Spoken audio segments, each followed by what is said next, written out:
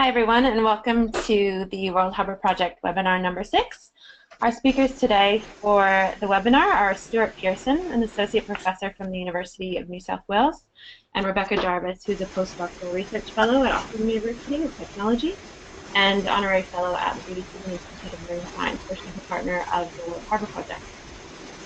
In this seminar, the 6th of the World Harbour Project's education series, Stuart Pearson will summarize the work of Working Group 3, Multiple Uses and Multiple Users, in a talk titled Looking to the Future, Conflict, and the Future in the World's Harbours.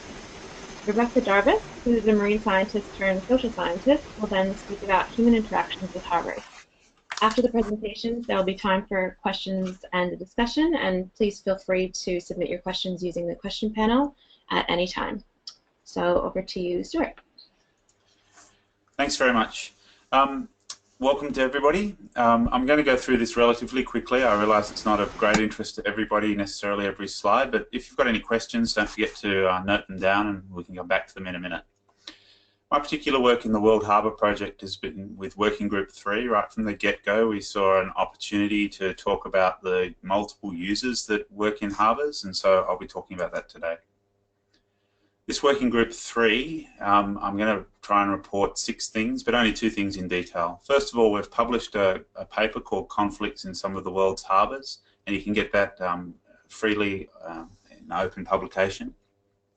It was a publication using 7 harbours, and I'll mention it again later. Karen Alexander's our leader. She's at UTAS, and she's got a big DECRA proposal in which will fund some additional work, we hope, on this Working Group 3. We've also been doing some work with Working Group 1, and I'll mention that in a minute, about the green engineering. I'm going to speak most today about the Futures of Harbours project, and I want your help with that. And also some work that on Jakarta Bay that Amanda Putri, one of my great PhD students, has been working on. We've got some abstracts coming up in Darwin if you're going to be at the AMSA conference, the Australian Maritime Science Association one. So first of all, the thing I know least about, green engineering.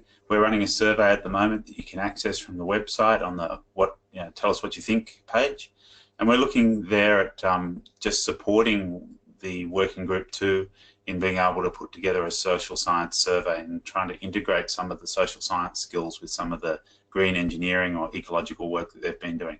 So I encourage you to go on there and have a look at that in the survey.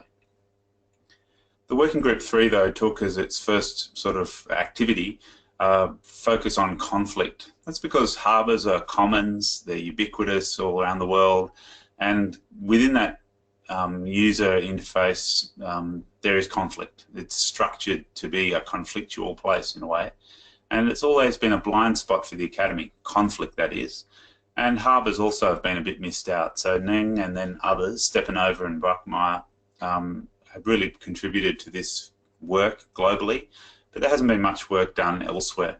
And so one of the key things we saw recurring was management was defaulting to a couple of things. So try and exclude different people, so segregating land use through spatial planning.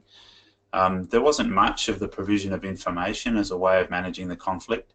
And then harbours and port authorities got exceptional powers to be able to manage ports and manage out conflicting users.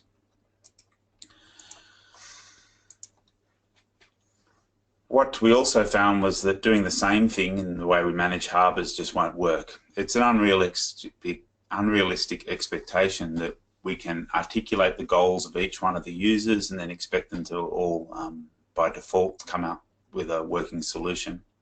We also realised that most of the interventions had been insufficient, that the declining environmental quality of many harbours was something that was seen in China or in Indonesia, and that the exclusion of particularly poor fishermen and mussel farmers from the benefits of harbours was widespread. So we thought that harbours being complex, they needed some additional research, and particularly thinking about the future, which I'll come back to in just a second. Let me just digress for a moment into one of the case studies that we used in that paper that I mentioned earlier. 7 different harbours analysed, but this one's just Jiazhou Bay in China. I know about it quite a lot. I worked on this paper with some Chinese colleagues to bring it to light, that if you look at the pressure and the state, these are difficult diagrams to understand, but this is all declining water quality, increasing population pressure, declining water quality parameters, and the only response that government had was an increase in the number of regulatory measures. These are the laws and regulations. But you'll notice no information here about an improvement. It's only getting worse. The amount of effort put into legal and regulatory measures is failing to turn it around. So continuing to do more of the same is unlikely to actually contribute. If we get more data points on any one of these graphs, well, we'll have more data points. You can never have too much data, some people say, but if you want to have impact on harbours, we need to deal with some of these more intractable, complex problems. So what we did was we started off by just sharing information about harbours and methods of management amongst the World Harbour Project members. We used expert elicitation about each of those harbours. We just got a short description of them, described the conflicts, and then tried to work out what we could share gainfully between them. One of the recommendations that came out of that first work was that we should actually look at futures a bit more. In that initial paper, we found that the conflicts are managed in different ways, and that all the ways depend on decisions, valuations and evaluations, and evaluations of risk. And these are all framed by our views of the future. So we decided as a group to think about futures more.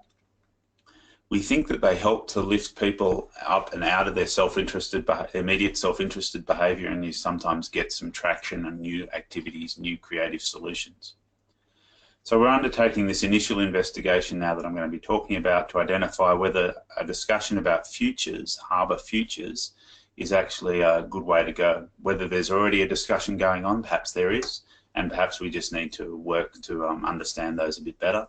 And the third and fourth steps really are the research and sharing of those harbour future aspects. So at the moment we also have another survey going on the futures of harbours. The idea is that we're looking for the experts from different harbours in the World Harbour Project. There are a large number of harbours now, and so we should be able to access more than the 7 different harbours that we used in our first paper. We want to understand the unique knowledge of a harbour, and we are deliberately asking experts in the field. We hope to be able to use these surveys to conceptually map the activity that's going on in harbours, who does think about the future of harbours, and then to try and get the discussion going about what type of harbour do you want in the future, and then backcast to work out what types of situations we need to be working on now to get that type of finish. I won't go into this in detail. The surveys that we've got running at the moment that I invite you to complete to identify the challenges, look at current experiences, spot the trends, the ideas, the who and the demand for this sort of work. So it's a real scoping effort at the moment. One of the problems we have is getting experts to respond to anything, and so we can start by targeting the right people, the people who are actually interested and knowledgeable about these things. Asking them, we're likely to get some decent response rates and some decent response details. Providing incentives for experts to complete surveys, to cut through the number of surveys that are already being done, the attention problem that we get, and making sure the surveys are short and that we are able to get a detailed response. So I'd really like anybody who's listening or who knows people who are knowledgeable about harbours to get on to the survey link here that I've got on the website for the World Harbour Program, and I've been circulating. And these other people are involved with me, Peter, Karen, and Tom. So thanks for listening through that. Sorry, I haven't got my eye on the clock, and I don't have one here. Let me see. Okay, I've got a few minutes. Let me just briefly talk about some fantastic work that Amanda Putri has done as a part of being a PhD student in the World Harbour Project. And she and I were talking about this today. It's been a great experience. I'll just summarise her results, but I'm very conscious of the fact she's done all the hard work here.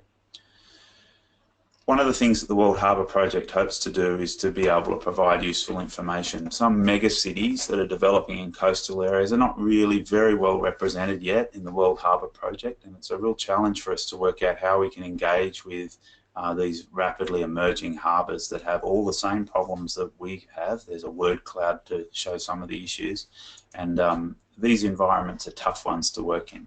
So Amanda's gone out with mussel farmers out into the Jakarta Bay and gathered mussels with them, filmed them at work, and she's also worked with traditional fishermen, who many of them live on boats or nearby, and they're living on the mouths of one of the 13 rivers that come out into Jakarta Bay. They don't have land tenure often. There are a string of different issues around that. She worked with the fishermen with maps to map where they go now, to get a narrative history of the type of environmental changes that have been going on.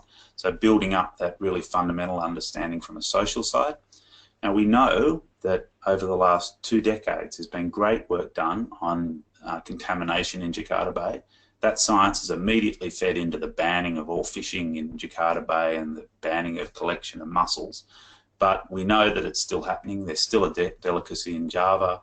The reality versus the sort of just identify the contaminants and then ban it is one that we need to be a bit more aware of, I think, a real challenge. So absolutely the community get the fact that water pollution is a problem. They get it amongst a range of other different issues like water supply and floods and all sorts of things. So it's a busy scape. It gives you an idea of what are the important motivators. It helps you understand what are seen as pollution for us, heavy metals and so on, are not seen by people in the environment, and so there are risks associated with that.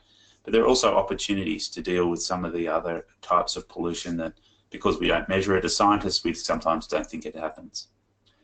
And then there's the real livelihoods issues that go on in places like Jakarta Bay, about occupations, about marine organisms, and then about the crossover risks to people.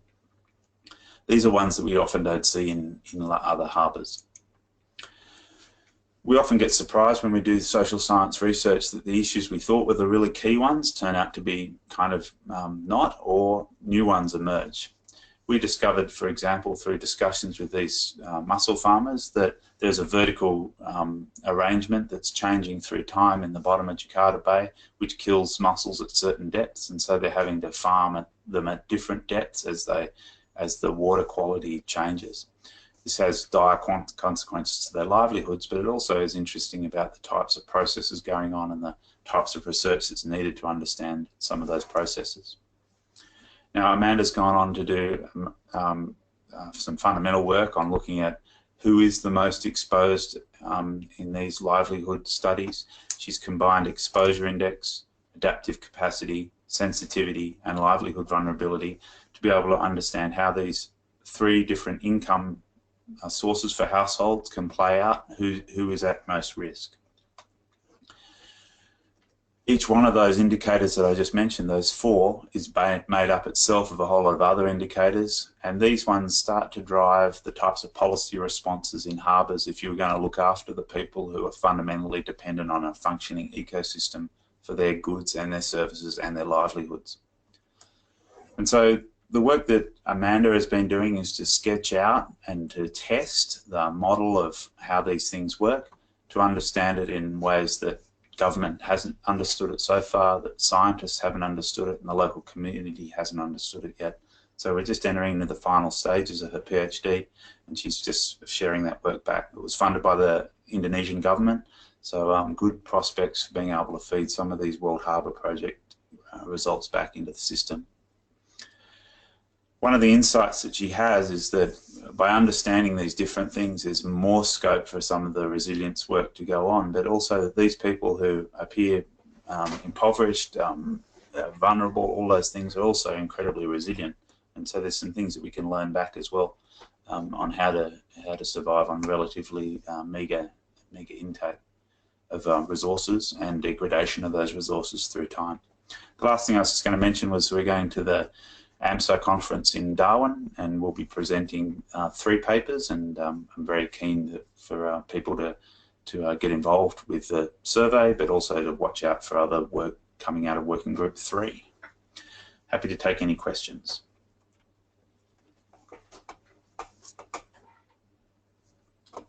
Okay, we might leave the questions till the end. I haven't got anybody online dealing with that now, so I'll change the presenter, Rebecca, or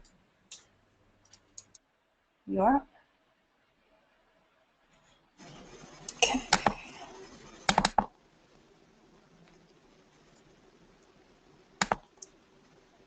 Okay, can you see my screen? There we go. You're up. Can you hear me? Yes.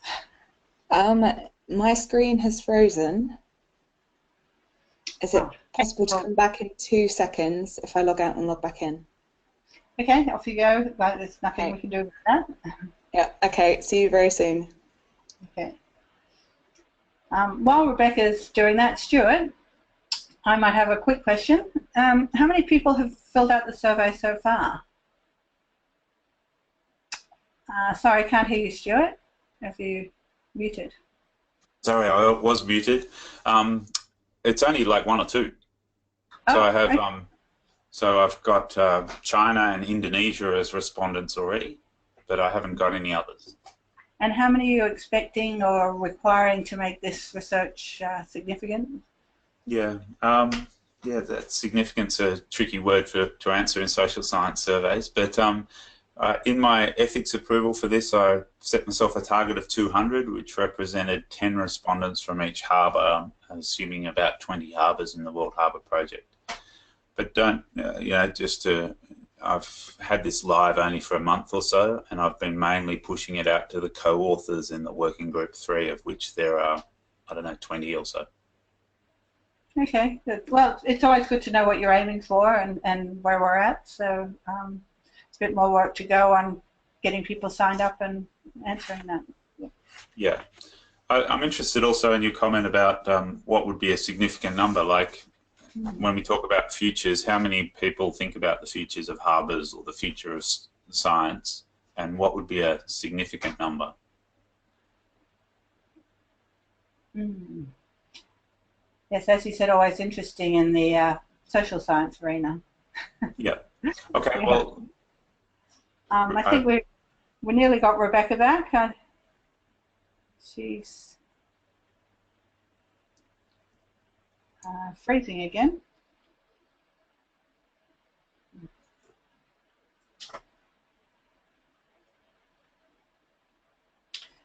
So Stuart, you have the 2 surveys, and they're for quite separate projects, is that?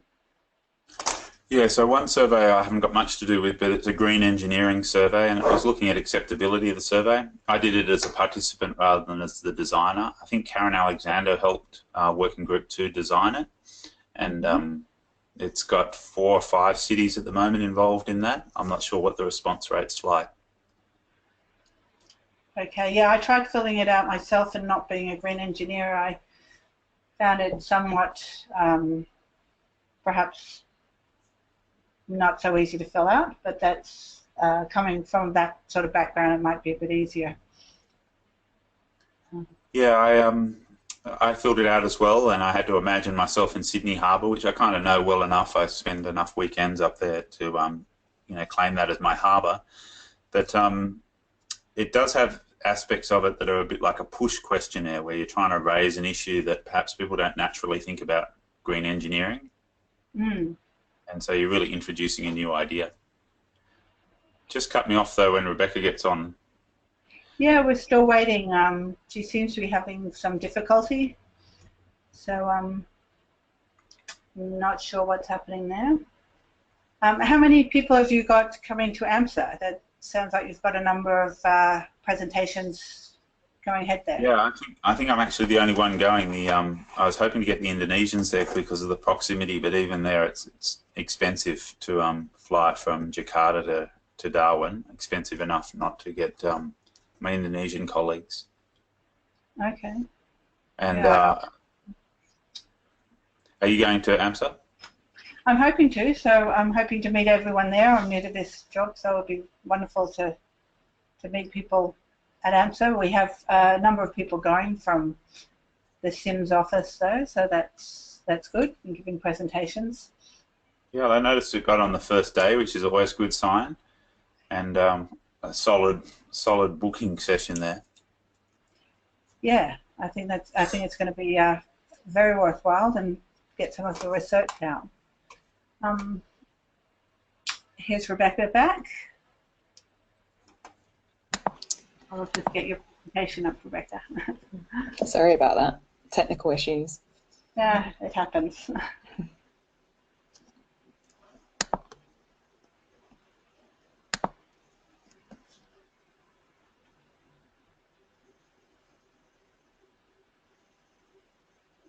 your computer working? Yeah?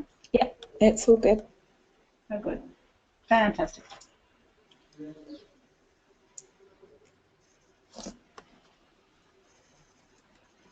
Okay. Can you see my screen? We can see 4 billion stars. Can you see the first slide? No. Have you shared your slides?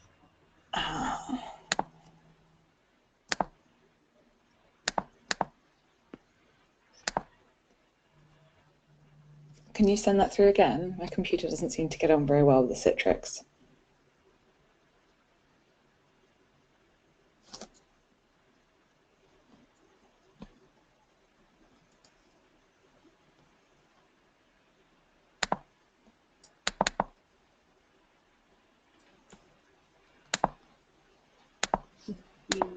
Back to the Stuart and then back to her. There we go. It's popped up now. Okay. Okay, can you see my screen now? Yes, you can. You're ready to go. Hey! I apologise. My computer doesn't seem to want to do this today. Right. Okay. Hello. I'm back now. Yeah. So I, as these lovely people introduced me earlier, I'm a postdoc at Auckland University of Technology, as well as an honorary research fellow at SIMS and a partner of the World Harbour project, where I work with Stuart in Working Group 3. Today I'm just going to cover a little bit of the research I did for my PhD on the social dimensions of our marine spaces.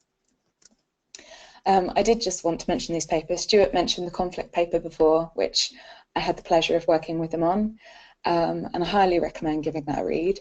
And there's also another one led by David Aguirre, more focused on New Zealand and the harbour I'm going to talk about today. So that's the Waitemata Harbour outside Auckland City in the Hauraki Gulf. So my PhD was based in the Hauraki Gulf Marine Park, just outside Auckland.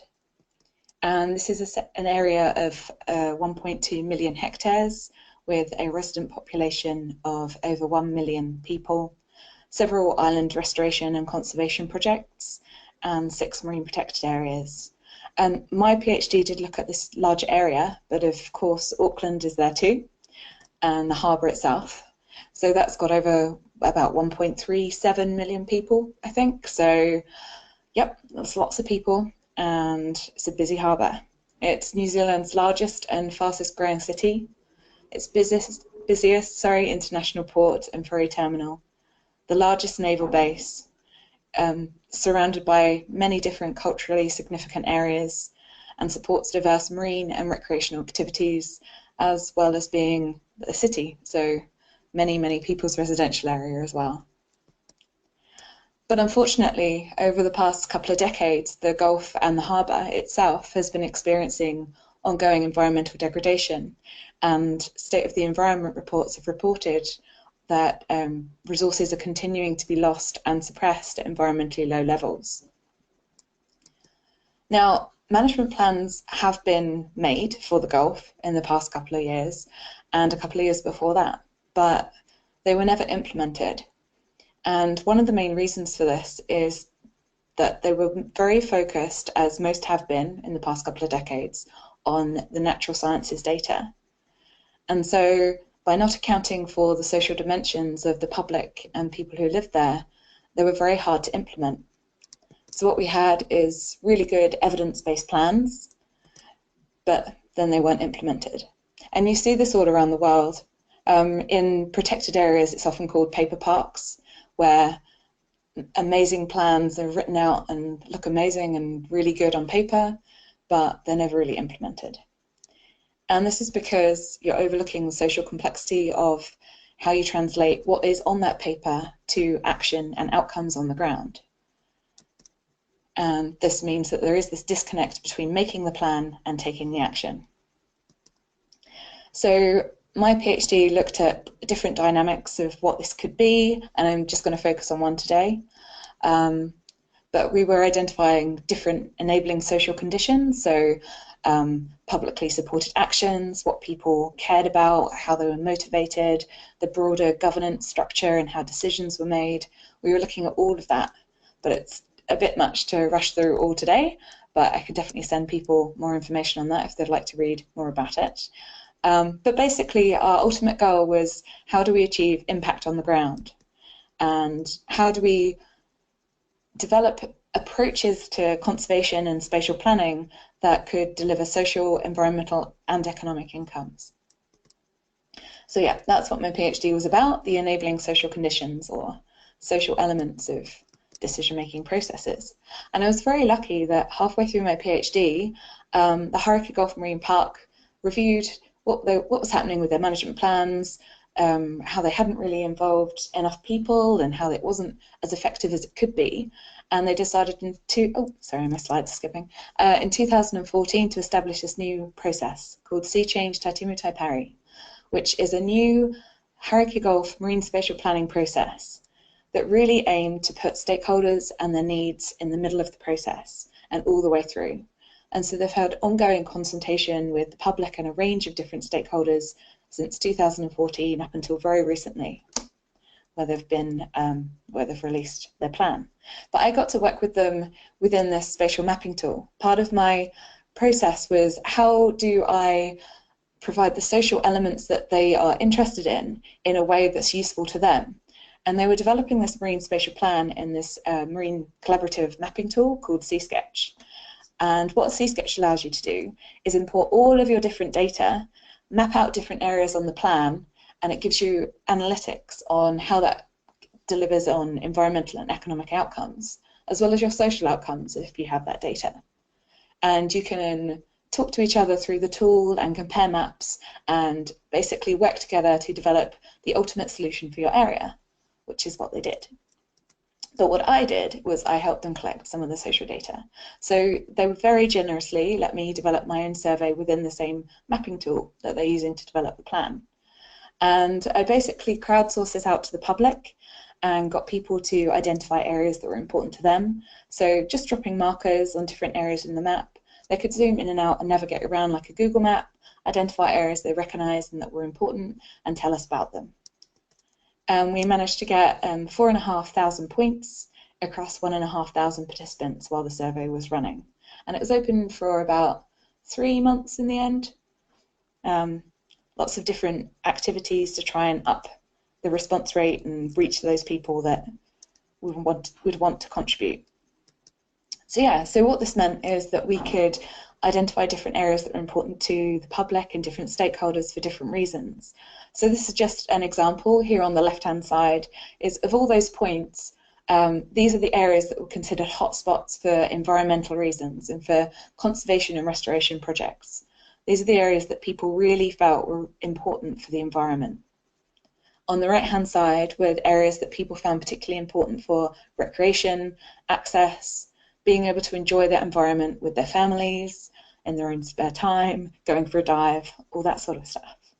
But we collected information on all these 13 values, so we could identify hotspots important for recreation, conservation, tourism, for culture, research, employment, as well as community and spiritual reasons. As well as over 50 different activity layers from, again, everything from swimming on the beach or picnics with family or scuba diving or fishing or anything like that. And so this was then given back to the Sea Change people so that they could integrate this with all of their other environmental, economic and commercial data layers.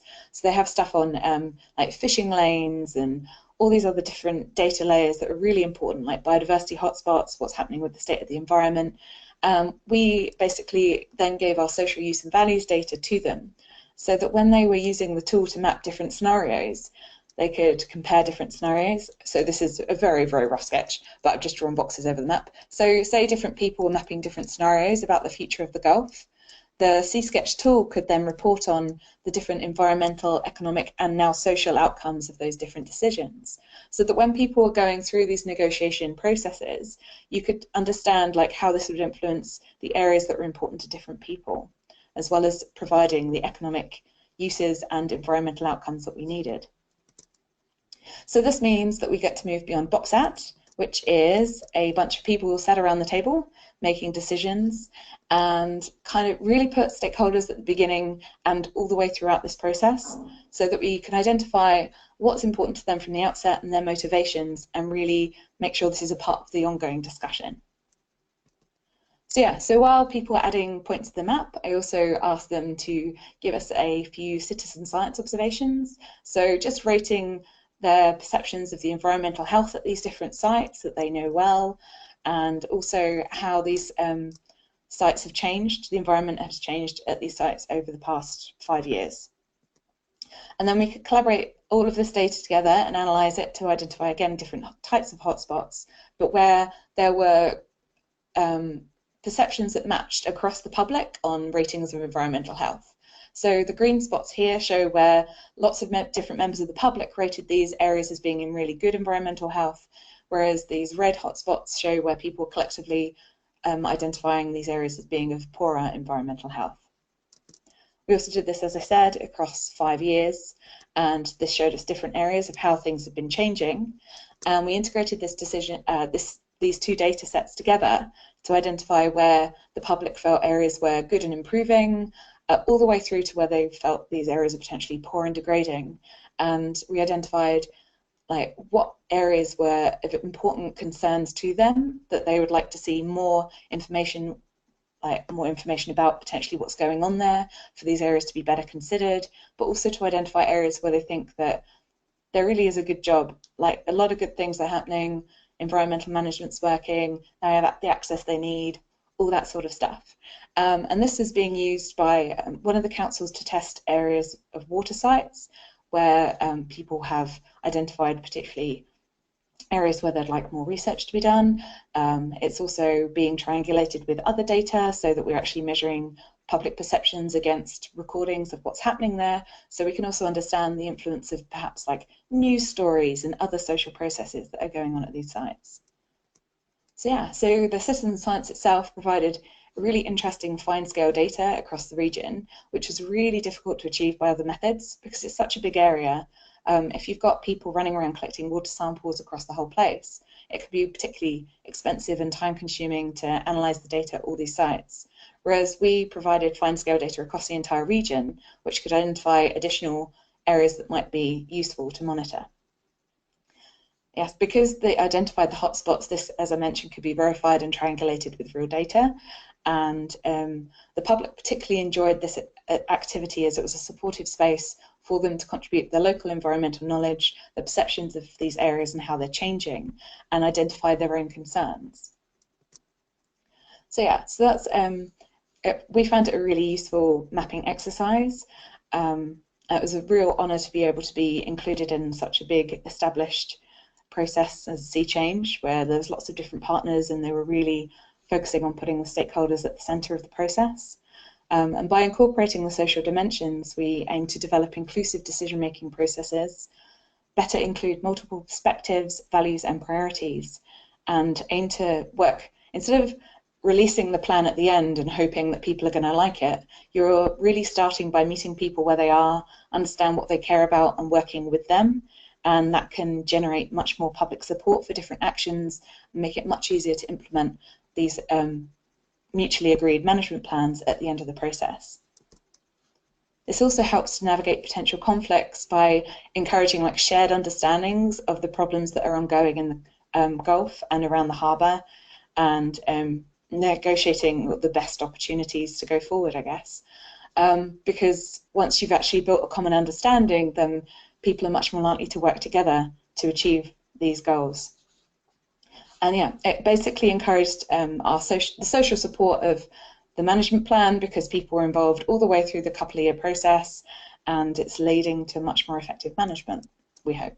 We're finding that out now. They've just released the plan, so now we'll get to see. Yeah, so integrating the social and natural sciences to me is incredibly important, because I come from a natural sciences background, and I've shifted over to the social sciences as I found that the natural sciences only really tell one part of the story.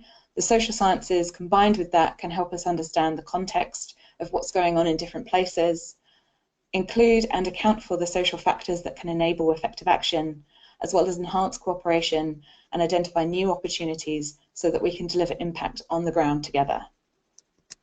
And yeah, and this was just flicking back to those papers, which I highly recommend. you reading. There we go. That'll be me. That's fantastic. See if anyone's got any questions, but one of my questions is how did you engage so many people in contributing to this? You've got a fantastic response here. I couldn't have done it on my own. Because they allowed me to work within their process, they felt that it was really important to engage people early on. So they really helped me spread the word through all of their existing mailing lists. They had information stations set up at loads of sites. I was on news and radio. We had massive newspaper and social media campaigns. We were really, there's people out and about walking and talking to people. We were really trying to get as many responses as possible. Fantastic. And how important was the C-Sketch software to this process? It seems like it's quite integral.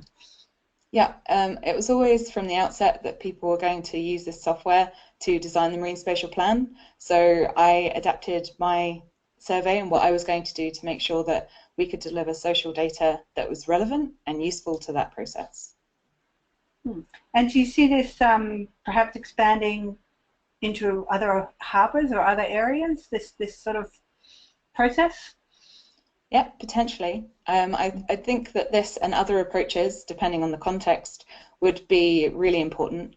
There's other non-spatial methods, such as knowledge exchange and focus groups and all sorts of other approaches that might be more suitable in different harbours, but this was the best approach that we had to fit within the ongoing process. So it's nice to see something on a map. I think the visual is always good. Yeah. It's always helpful, yeah. Fantastic. Stuart, you have any final words? You're muted, sorry, we can't hear you. Good thing. Thanks, Rebecca. That was a great presentation. I love the maps as well. It's the clear and great mapping insights there. I guess my question is about if a spatial plan is going to be the answer, then what are the risks that we might be missing something else? Is there, if we frame the problem that way, then does it exclude other things? You've probably thought about this in some detail. Does it work in Maori culture? No, definitely not. And that was something that we were going to do as part of our project, but the Sea Change had their own consultation processes, which were much more appropriate for that were running alongside. And the spatial plan itself wasn't the end goal or the product. Sea Change and our work was much more about the process as well. So it's not just getting the data and then delivering the plan. It's also they've had 2.5, I think nearly 3 years of consultation going back and forth. And this is just designed as a method to be able to identify different things, begin discussions, highlight what's going on, get people involved. Yeah, it looks like a great tool. I've opened the thing, I've been distracted and opened C-Sketch on my desktop to have a look at it. And I wondered whether you got many whether people can upload photos and use photo voice type techniques as well. That's what we were talking about doing, like sharing stories, all that sort of stuff. And we're currently also sort of working on, so another side project of the group that I work with is that they do a lot of drone mapping and they can convert this into 3D walk spaces and virtual reality. And so we're currently exploring ways to integrate stories and photos and videos into that, but also into these spatial things. So maybe people could upload their stories and why these areas are important to them. Fantastic. Okay, I've got a couple of questions here. One's from Amanda Pewtree. Says, hi, question for Rebecca. Is there any criteria used for participants to be involved in the survey?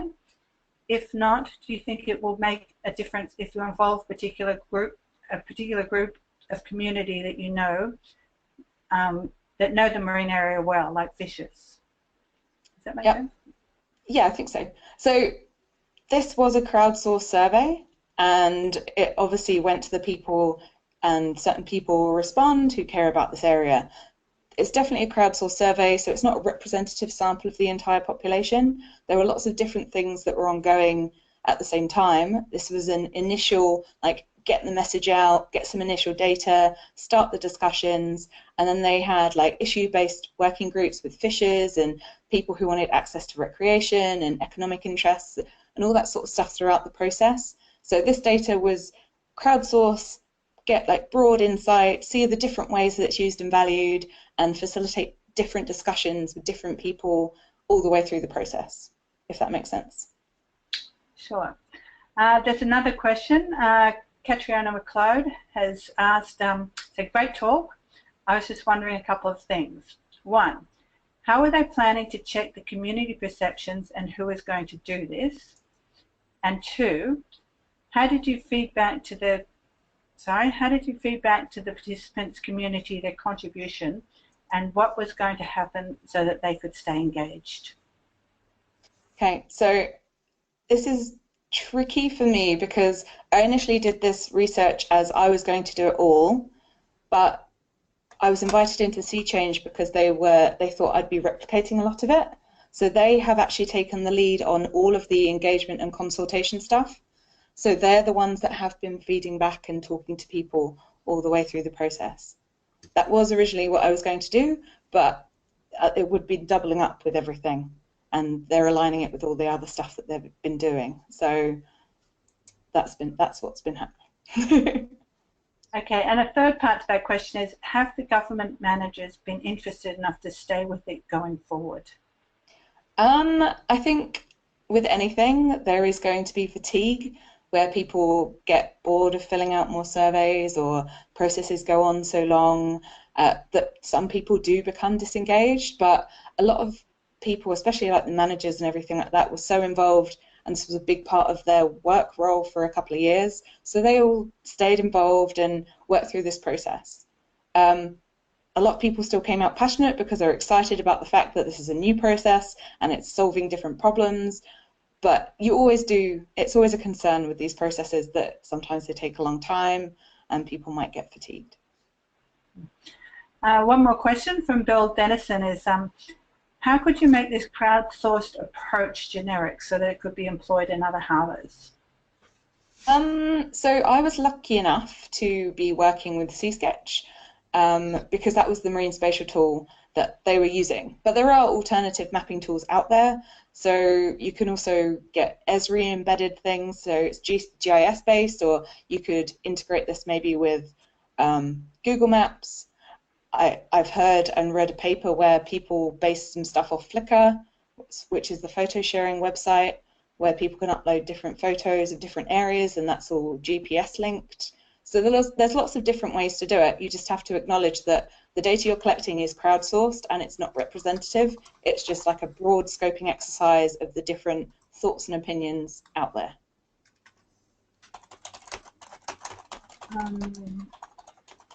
Okay, have we got any more questions, Stuart? You final words? Sorry, I didn't realise I had my microphone still on. I've probably been typing away. I've got lots of questions that I'll send to Rebecca separately.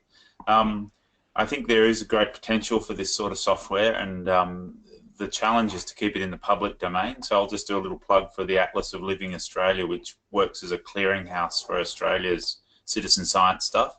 And there's probably equivalents that we should really tap into and make sure that at least the data we gather from these amazing initiatives stays in the public domain. Definitely. Okay, we have one last comment from Catriona. It's she really likes this approach and would love to see this extended to multiple use management and system monitoring. Great way to bring in the social values. We'll be in touch. So I think on that note, we'll continue this discussion offline, and thank you very much, Rebecca and Stuart, for your participation in this webinar today. Okay, thank you. Okay, bye.